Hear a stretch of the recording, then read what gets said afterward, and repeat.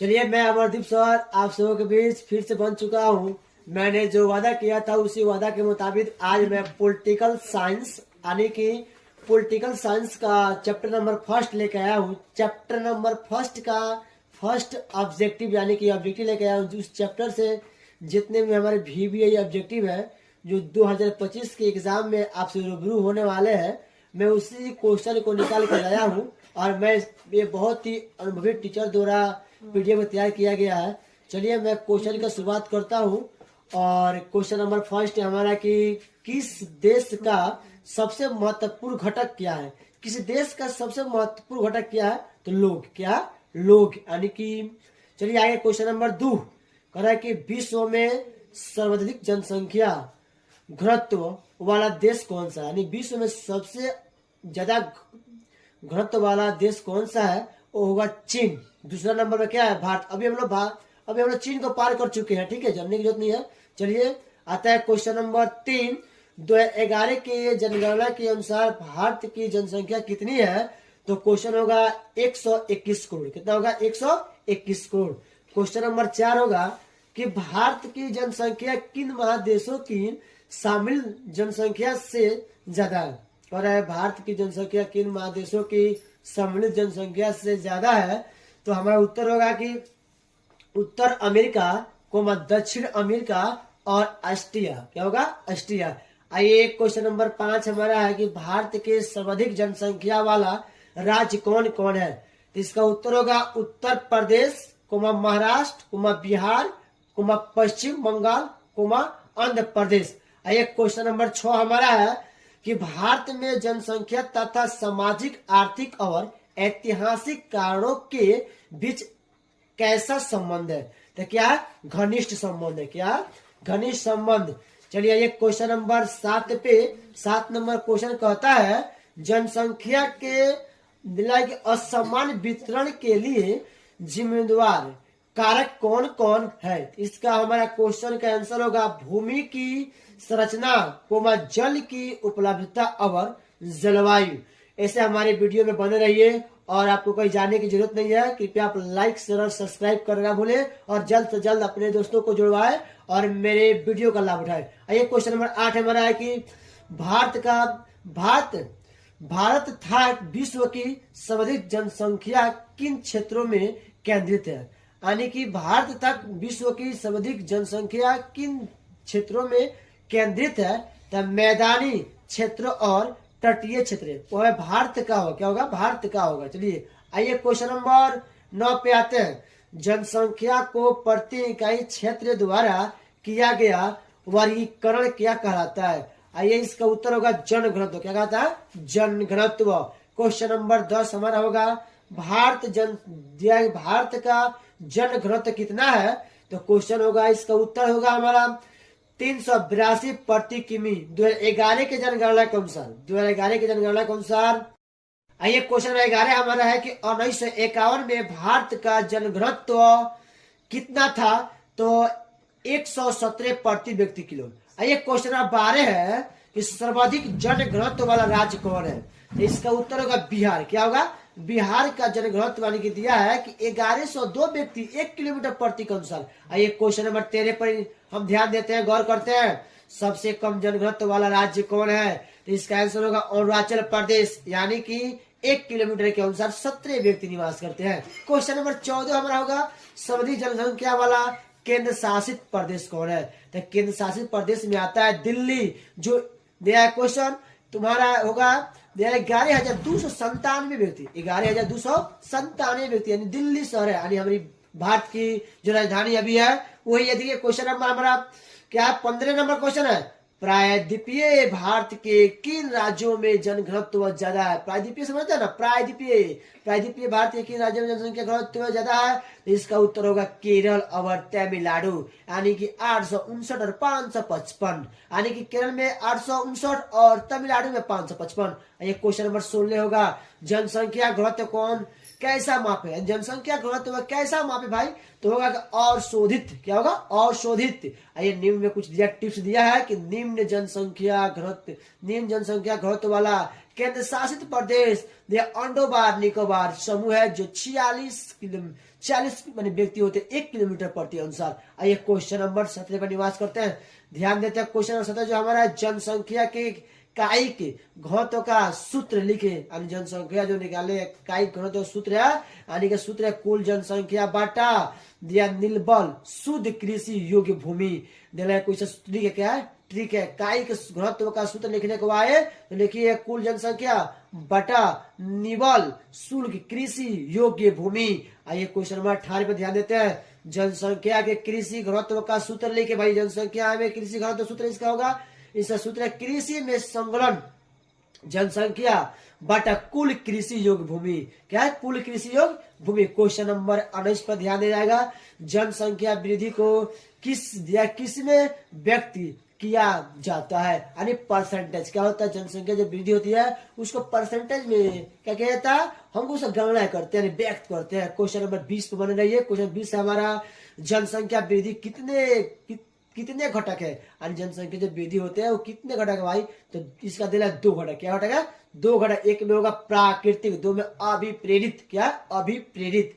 Question number 21 पे हमारा है जनसंख्या वृद्धि के प्राकृतिक वृद्धि दिया कि विधा का विश्लेषण किस आधार पर किया जाता है। जनसंख्या वृद्धि के प्राकृतिक वृद्धि का विश्लेषण किस आधार पर कहता है, तो इसका आंसर होगा अवशोधित जन्म दर और अवशोधित मृत्यु दर पर, यानी जन्म दर पे और मृत्यु दर पे। क्वेश्चन नंबर हमारा 22 है 2011 के जनगणना के अनुसार भारत में जनसंख्या का 10 वर्षीय वृद्धि दर क्या है। 2011 के अनुसार भारत 10 वर्ष में वृद्धि में कितना परसेंट हुआ है परिवर्तन, तो 17.64%। आइए क्वेश्चन नंबर हमारा होता है 23 नंबर, भारत में जनसंख्या का वास्तविक वृद्धि दर कितना होता है भाई, तो 1.64%। ये क्वेश्चन नंबर 24 यानी कि 24 में बनेंगे भारत में जनसंख्या वृद्धि में कितनी, भारत में जनसंख्या वृद्धि के कितनी अवस्था है, तो भारत में जनसंख्या वृद्धि का अवस्था 4 है। पहली अवस्था है 1901 से लेकर 1921 के बीच, दूसरी अवस्था हो जाएगी हमारे 1921 से बीच लेकर 1951 के बीच। क्वेश्चन नंबर तीसरी अवस्था है क्या भाई, 1951 से लेकर 1981 के बीच, और चौथी अवस्था हो जाएगी हमारे 1981 से लेकर अब तक, यानी कि 2024 तक। क्वेश्चन नंबर 25 पर ध्यान दिया, जनसंख्या वृद्धि के किस अवस्था में जन्म दर और मृत्यु दर दोनों उच्च था। अरे भाई पहली अवस्था जो बताया ना 1951 से लेके और 1921 के बीच, 20 वर्ष के बिटवीन। ये क्वेश्चन नंबर हमारे 26 नंबर, किस अवधि में भारत की जनसंख्या वृद्धि ऋणात्मक दर्ज की गई, यानी किस वर्ष भारत की जनसंख्या घट चुकी है भाई, तो वही होगा 1911 से लेकर 1921 के बीच। क्वेश्चन नंबर हमारा 27 होगा, किस वर्ष के जनगणना को भारतीय जनगणना का संकरण काल या महान विभाजक वर्ग माना जाता है, तो 1921। क्या होगा, 1921। क्वेश्चन नंबर हमारा 28 होगा, भारतीय जनगणना का लघु विभाजन वर्ग कब माना जाता है भाई, लघु विभाजन वही होगा हमारा 1951। एक क्वेश्चन नंबर हमारा 29 पाएंगे, जनसंख्या वृद्धि की किस अवस्था में स्थिरता दिखी गई, यानी कि रुकावट दिखी गई, धीरा दिखी गई, धीमी प्रक्रिया, यानी कि दूसरी अवस्था में। क्या होती है, धीमी प्रक्रिया दूसरी अवस्था में। चलिए क्वेश्चन नंबर 30 हमारा है, किस अवस्था को जनसंख्या विस्फोटक की अवस्था कहते हैं, यानी किस अवस्था में जनसंख्या हाई ग्रोथ की, यानी सबसे तेजी में जनसंख्या बढ़ा। तीसरी अवस्था जो 1951 से लेकर 1981 तक है, ठीक है। आइए क्वेश्चन हमारा 31 है, किस दशक में मृत्यु दर तीव्र ह्रास और प्रजनन दर में वृद्धि दर्ज की गई, यानी मृत्यु दर में कमी और वृद्धि दर में यानी कि ग्रोथ किया गया। कब होता है, तो 1951 से लेकर 1981 में तीसरी अवस्था में।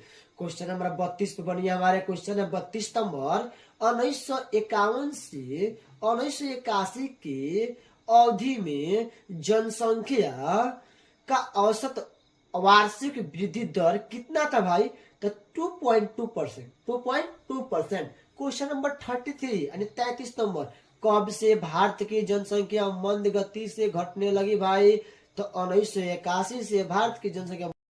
ये 34 नंबर क्वेश्चन हमारा है कि कब भारत की जनसंख्या यानी 135 करोड़ तक छू लेगी, तो आशा किया जाता है कि हैप्पी न्यू ईयर आते आते, यानी कि नया साल की happy new year.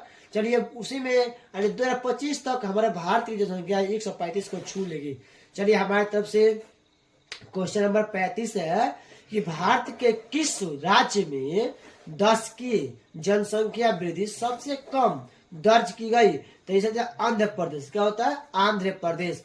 Question number 36 हमारा है, भारत के किस राज्य में जनसंख्या में सबसे ज्यादा गिरावट दर्ज की गई? तो क्वेश्चन नंबर हमारा इसका उत्तर होगा महाराष्ट्र में, जो है ना महाराष्ट्र, इसका राज्य जो है ना, इस राज्य में गिरावट का है सबसे ज्यादा की गई 6.7% गिरावट की गई।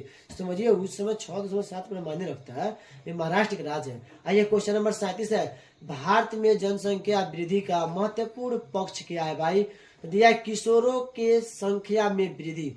अरे किशोरों बोलते हैं ना भाई, जो एडल्ट पुरुष होते हैं, किशोरों की जनसंख्या में वृद्धि। आइए क्वेश्चन नंबर हमारा 38 है भाई, दिल है कि राष्ट्रीय युवा नीति यानी कि NYP की शुरुआत कब की गई? तो फरवरी 2014 से राष्ट्रीय युवा नीति की शुरुआत की गई 2014 यानी फरवरी से। आइए युवा नीति बनाने वाला विश्व का पहला देश कौन है भाई? भारत, हमारा ही भारत है जो युवा नीति बनाया। ठीक है। आइए क्वेश्चन नंबर 40 हमारा है कि भारत के कितना प्रतिशत लोग गांव में रहते हैं भाई? एक क्वेश्चन है कि 68.8% लोग हैं जो गांव में निवास करते हैं। चलिए गांव में अपने जीवन बसर करते हैं ना, गांव में अपना हर जीविका चलाते हैं, अपने रोजी रोटी करते हैं और कृषि पे डिपेंड रहते हैं। क्वेश्चन नंबर हमारा 41 है कि भारत के कितना प्रतिशत लोग शहर में रहते हैं, यानी कि वैसे लोग जो टाउन में निवास करते हैं। अरे 31.2% जो लोग हैं अपना हर व्यवसाय को टाउन में करते हैं, शहरों में करते हैं। यानी क्वेश्चन नंबर 42 हो जाएगा,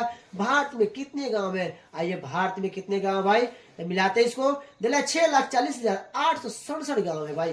भारत में 6,40,867 गांव है। यानी कि आइए क्वेश्चन नंबर 43, भारत के किस राज्य में ग्रामीण जनसंख्या का प्रतिशत ज्यादा है भाई? भारत के किस राज्य में? वही हमारा राज्य भूलिएगा नहीं, यानी बिहार और सिक्किम में जनसंख्या है जो ग्रामीण जनसंख्या सबसे ज्यादा है, बिहार और सिक्किम।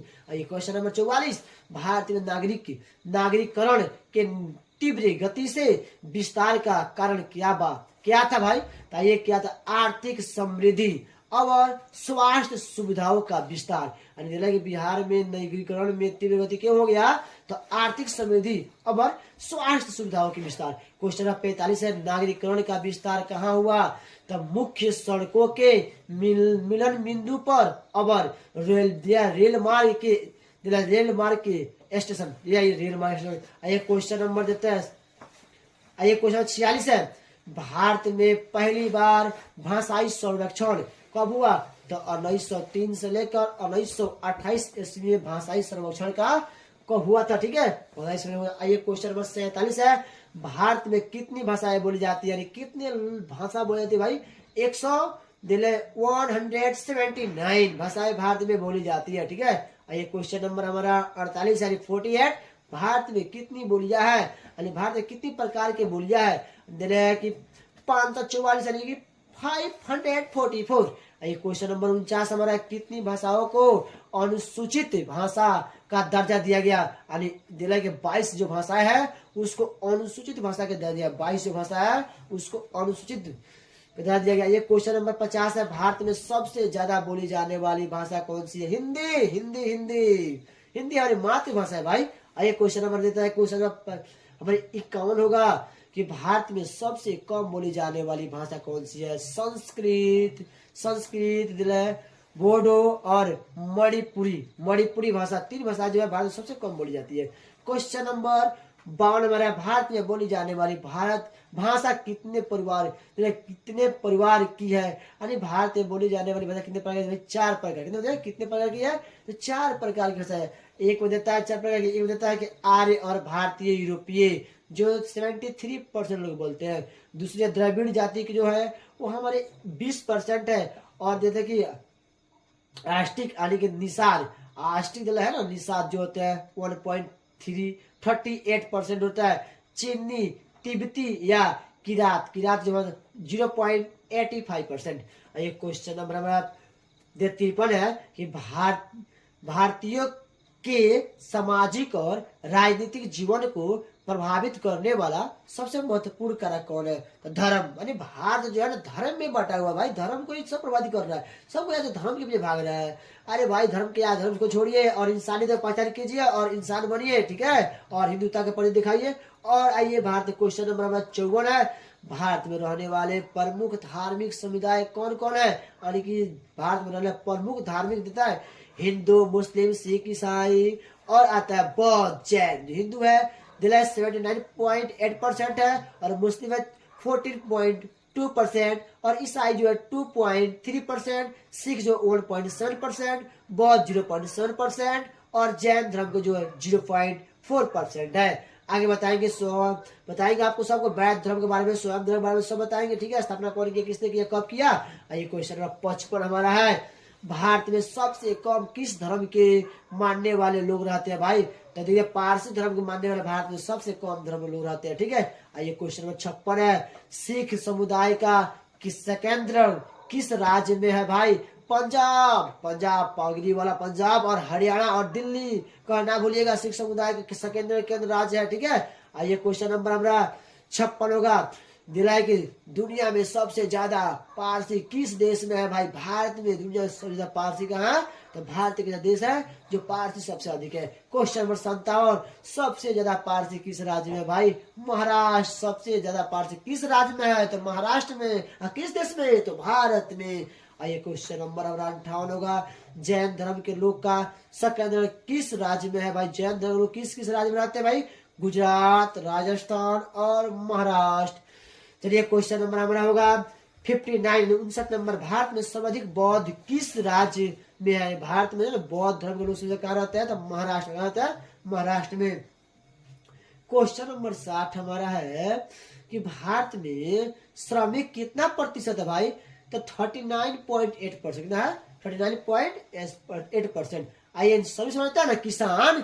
चलिए आइए आते हैं, क्वेश्चन देता है कि क्वेश्चन नंबर है कि 61 नंबर, किस श्रमिक को वर्ष में कम से कम 183 दिन काम कर मिलता है? तो उसे क्या कहते हैं कि श्रमिक को एक साल में कम से कम 183 दिन काम मिलता है, जो क्या बोलते हैं? मुख्य श्रमिक। क्या बोलते हैं?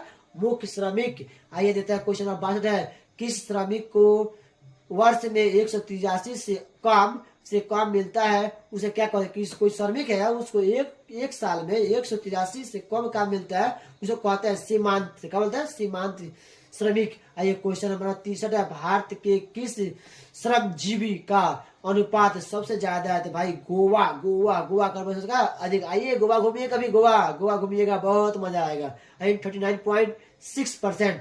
चलिए गोवा में, आइए गोवा घूम लिए। आइए 64 यानी कि 64 नंबर, किस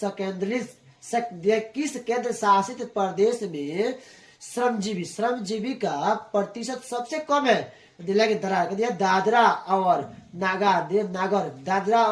नागर हवेली तथा दमन और दीप। आइए क्वेश्चन नंबर 65 पे ध्यान देते हैं, भारत में कितना प्रतिशत कृषक मजदूर है? भारत में कितने कृषक मजदूर है? तो 54.6%।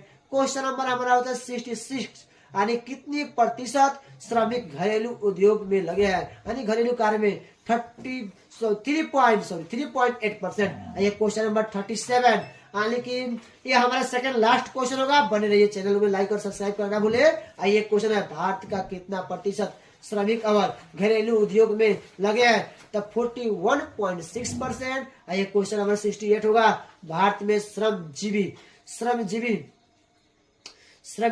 भारत में श्रमजीवी को कितना वर्ग में बांटा गया? आइए भारत में श्रमजीवी को बांटा गया भाई कितने वर्ग में? 4। एक में कृषक, कृषि मजदूर, घरेलू उद्योग श्रमिक और अन्य श्रमिक। आइए क्वेश्चन नंबर 6, क्वेश्चन में क्या है हमारा? नंबरिंग डबल हो गया, कोई दिक्कत ना, नंबरिंग डबल हो चुका है, सॉरी। नंबर 68 डबल हो गया, कोई दिक्कत ना, 68 कोई दिक्कत बने रही है, कोई दिक्कत नहीं है। ये लिखने में मिसप्रिंट हो चुका है, कोई दिक्कत नहीं। लिखिए दिया है कि महिला श्रमिक सबसे ज्यादा किस सेक्टर में काम करती है? जो महिला श्रमिक है ना, सबसे ज्यादा किस सेक्टर में काम करती है भाई?